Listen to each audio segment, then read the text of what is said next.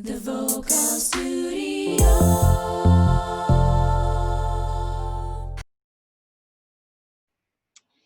Hi, welcome to Find Your Inner Voice. We are the vocal coaches from the Vocal Studio Singapore.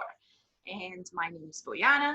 And today we're having Coach Harsha to talk about a very interesting subject and topic that is very dear to her heart. So again, we're going to be talking as well as per usual about singing, music, vocal coaching, and life around it.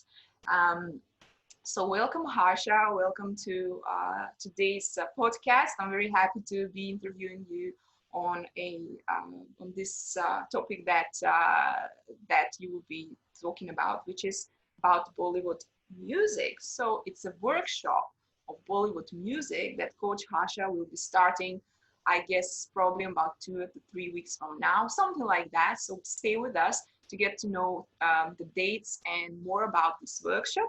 And so how are you, Harsha?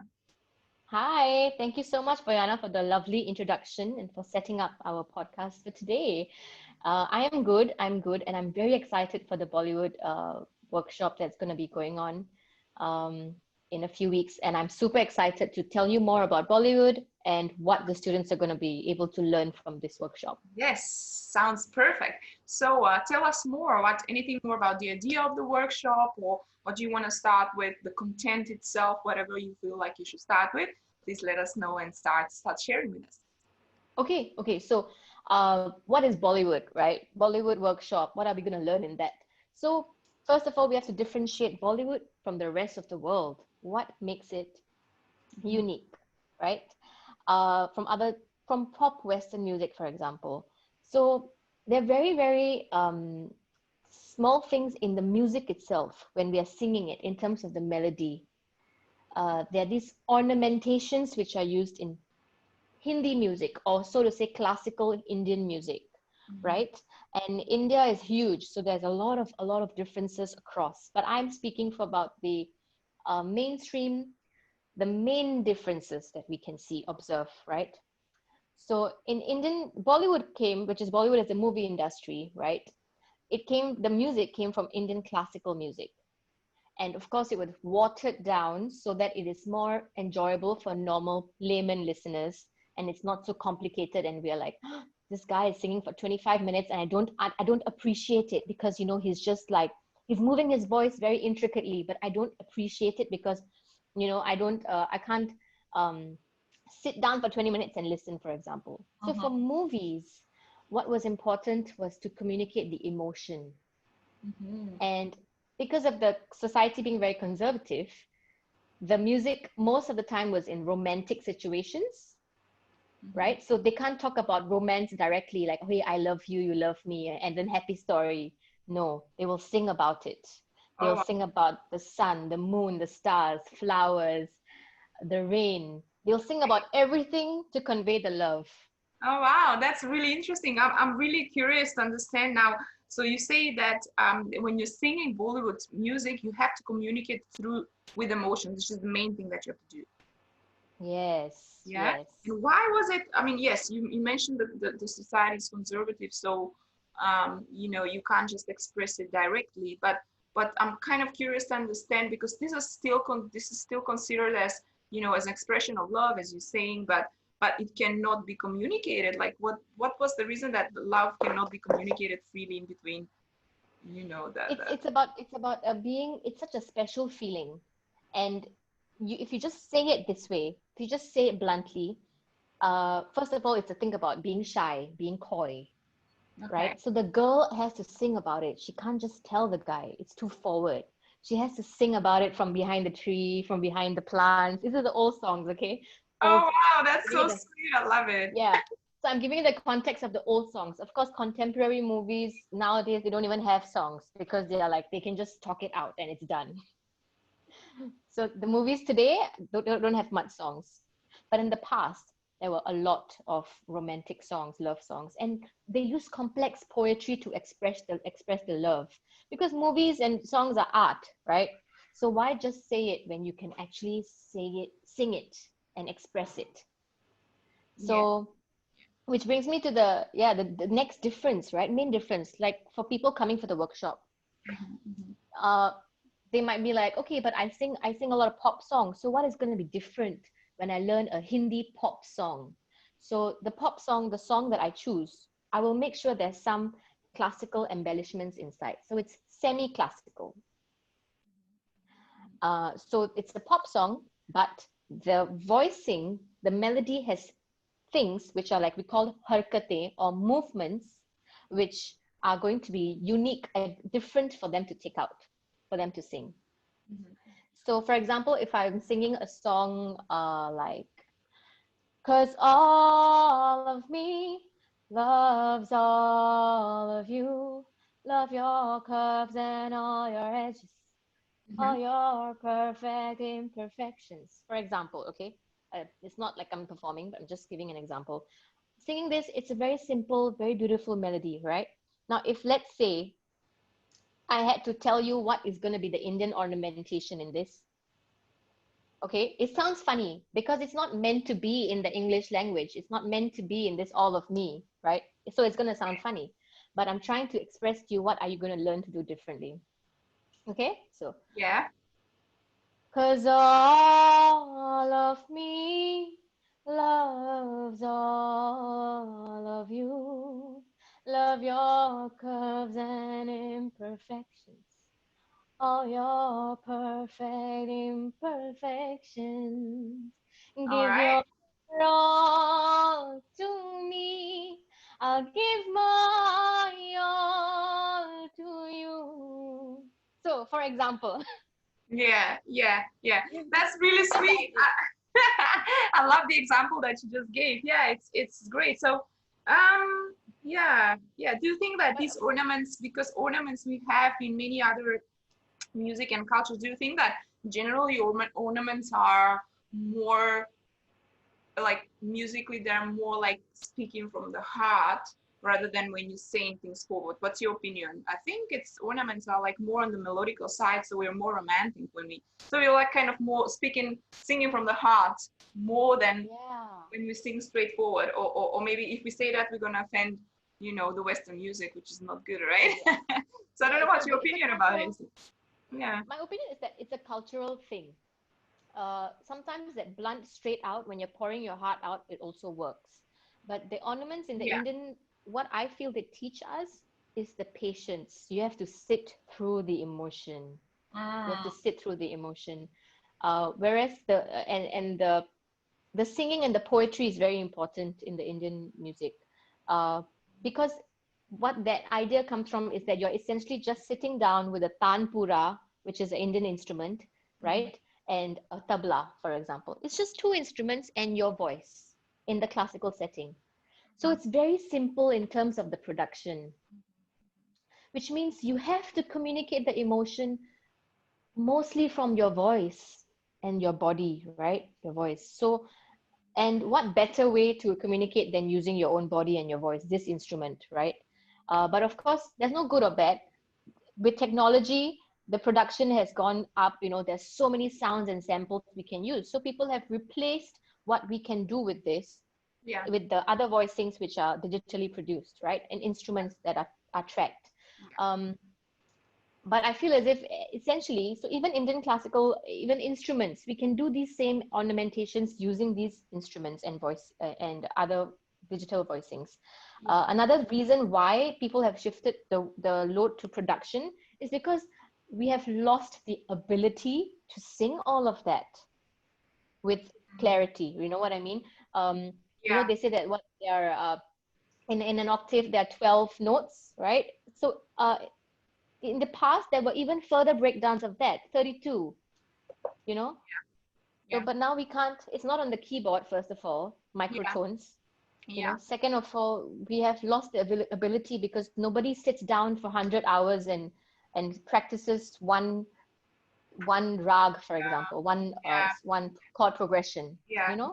Yeah. It's true. I mean, most of it, we live in very fast times. This is a time where we have to be very quick with everything. Everything is sort of, fast food kind of, expression and movements. Yeah, But the thing is, yeah, we as artists, we have to express, our duty is to express, right, the times that we live in. So we have to reflect on what we live in the moment. We cannot, do music or express music as it was like 500 years ago, right? So Yeah, yeah. exactly. Yeah, Yeah. so very good. This is really, really interesting. Okay, so as you said, the difference from other genres of music and pop and Western is that in pop music and in Western music we are very direct with the words, whereas in Mm. Indian or in Bollywood music, Bollywood singing, right? You have to really kind of, you can't be so straightforward because of shyness or because of the emotion has to be expressed through the body and that kind of language rather than just straightforwardness, right? Yeah, So well, that was it, it was in the past. That was in the past, but because it's the such a past. heavy, yeah, it's a heavy tradition, right? So Okay. culturally, people's tastes and palates, they are Yeah. accustomed to the whole the ornamentations which I'm talking about. So for example, there are meers, which are the glides that we have, right? So like from a 1 to a 5, we so we have a lot of these in the songs, a mir, and then there's gamuks, which is like gamuk. So what does gamuk sound like? Gamuk sounds like a drum. Gamak. What is gamak? Can we get to know that? Gamuk. So for example, it's like let me just it's a fast drum-like sound. So if you're singing something, it's like a vibration, but not really like it's not a vibrato. Okay, so uh ah, ah. So it's Okay. like a da, da, da, it's like a little quick vibration just to emphasize. So it reminds you of like a drum. Yeah. Ah, da, da, da, da, da, da. Okay. So how about some rhythm patterns or something else that in terms of melody rhythm, something that's quite interesting and that you can share as well, more on the technical side? Okay. So like how we have chord progressions, like scales, right? Mm-hmm. So in Indian music, we have rags. Rags. Okay. Yeah. Okay. Yeah. But for the purpose of this workshop, I'm not going to go into the theoretical aspect of Mm-hmm. Indian classical singing. I'm going to focus more on getting those movements getting it out in your own voice. Yeah. Yeah. Of course. Yeah. Yeah. Yeah. So So more. yeah, so sorry to interrupt. So again, in terms of rhythm and structure, it is based on, there's no difference between Bollywood music. I mean, I guess, well, I'll just leave you talk. It's better that way. Carry on, Okay. so Okay. I can ask questions later. Sorry. Yeah. Okay, no worries, no worries. So the difference has become narrower over the years. In the past, or if you look at even currently, if you look at Indian classical music, there's a different structure. You start with a slow alap, which is just vowels, vocals being, open vowels like ah. So the song starts like that, and then the beat starts, and then the words start coming in, the verses come in. Then there's a chorus that you keep going back to.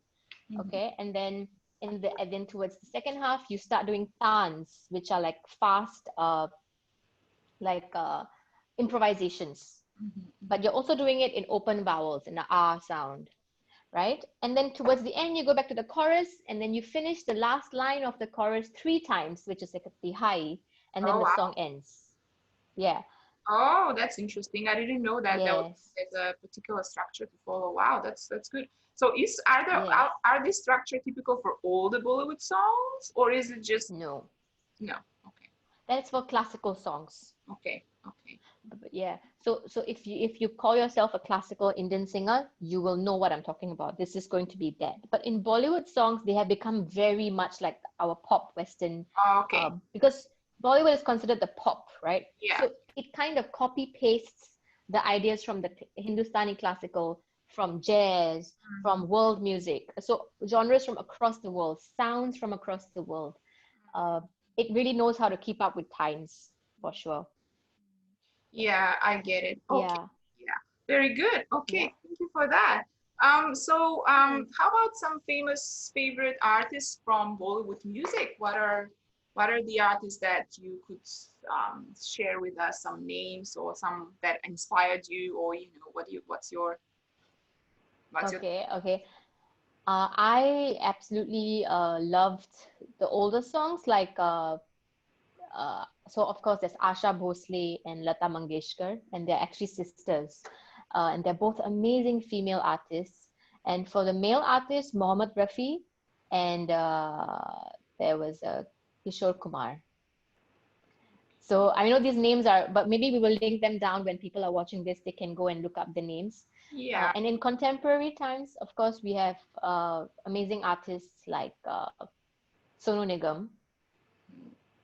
Sonu Nigam is one person who can do it all, I believe. He has that texture of, uh, he can do, his falsetto is amazing, but he can also do all the Indian ornamentations that we're talking about, the oscillations, the meers, which is the glides, everything. And so it's a good blend between a smooth Western textured voice.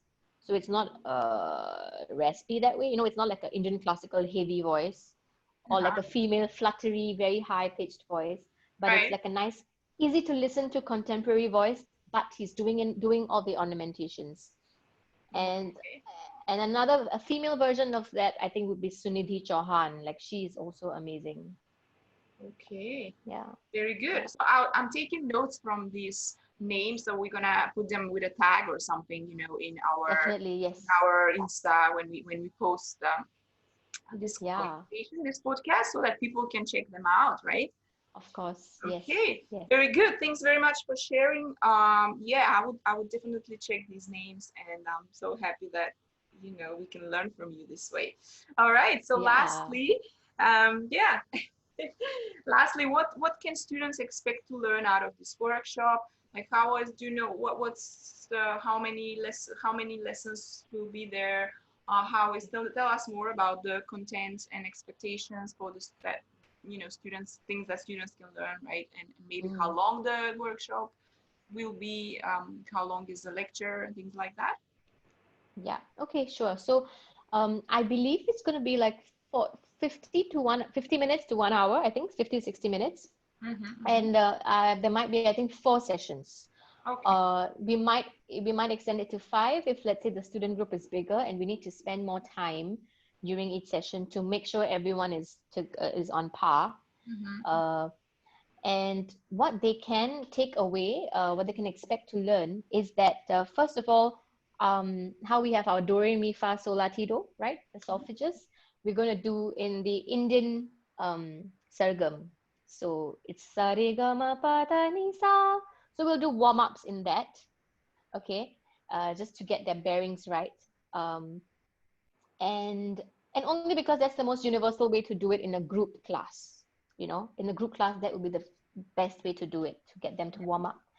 And then, of course, I will introduce the what I just spoke about. So if they can watch this before the class, it will be fantastic, because I'll introduce the roots of where Indian music and Hindi pop music is coming from, where Bollywood music is coming from.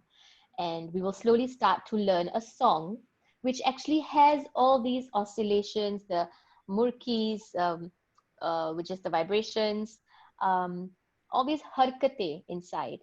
And what this will do is actually will teach them to improve on their gayiki, which is their singing, Mm-hmm. you know, their vocalizing of certain emotions. Mm-hmm. How can I emphasize on this emotion? You slow it down, you add a little harkat in it, and we will use a song which already has it to apply. So we can try singing a song very simply, and then we apply these harkate and see that, wow, the effect is completely changed now, you know? So we Wow. will practice that. Yes, and we'll work on that. And I think for those people who are learning Bollywood or Hindi music for the first time, and you're usually used to singing very straightforward, simply, easily, Yeah. Yeah. I think it'll be a nice challenge for them to try exploring doing something a little bit fancier with their voice, fancier Yeah. in terms of pushing themselves to flutter, their voice flutters, Yeah. vibrates, to Yeah. do a slow glide. So I think that is very liberating, because you are suddenly exploring things you never thought you could do. But actually, it is simple if you just spend 5 minutes and try, you Yeah. know? Oh, that's fun. That's great. Yeah. I mean, do you okay? Are you gonna give songs for them to learn, or or are you just gonna do the like basic introduction of the style or something? There's going to be a song. So I have picked a song, but I'm still comparing and evaluating. And I think after the introduction class, I can evaluate again depending on who our student pool is. But I think the song I have picked is Lal Ishq, which means For sharing, that's good.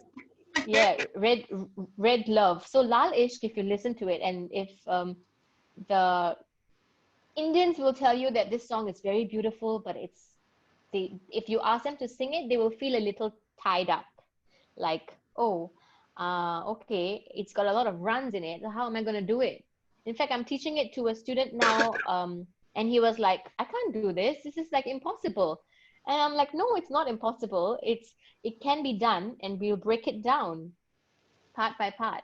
Because Indian classical music, people often think that, oh, it's really like difficult, or it's like it requires a special talent which I don't have. So Yeah. I want to bridge that gap and be like, no, you can enjoy the music you love, and you can do it too. Don't be overwhelmed by the magnitude of the tradition. Yeah, yeah. Well, that's what people hear where they have no idea, no clue about music, where they hear the whole package completely in the perfect, right, in the perfect sounding. Just they hear the whole thing and they're like, oh my god, and they hear production and a lot of things. But as you're saying, when you're breaking things down with a nice explanation and with your example and expertise in the style, I think they can Yeah. learn quite a bit, right? Yes, they can learn a lot, and it Yeah. becomes more palatable for them. So if you're coming for the workshop, you can expect to learn things which maybe you thought were difficult, or you are trying but you can't get it out. Then I will help you out with how to breathe, and of course the techniques of singing. How do you get it out without getting in the way? That's lovely. So Coach Harsha will help you out on your way, and yeah, it sounds very fun.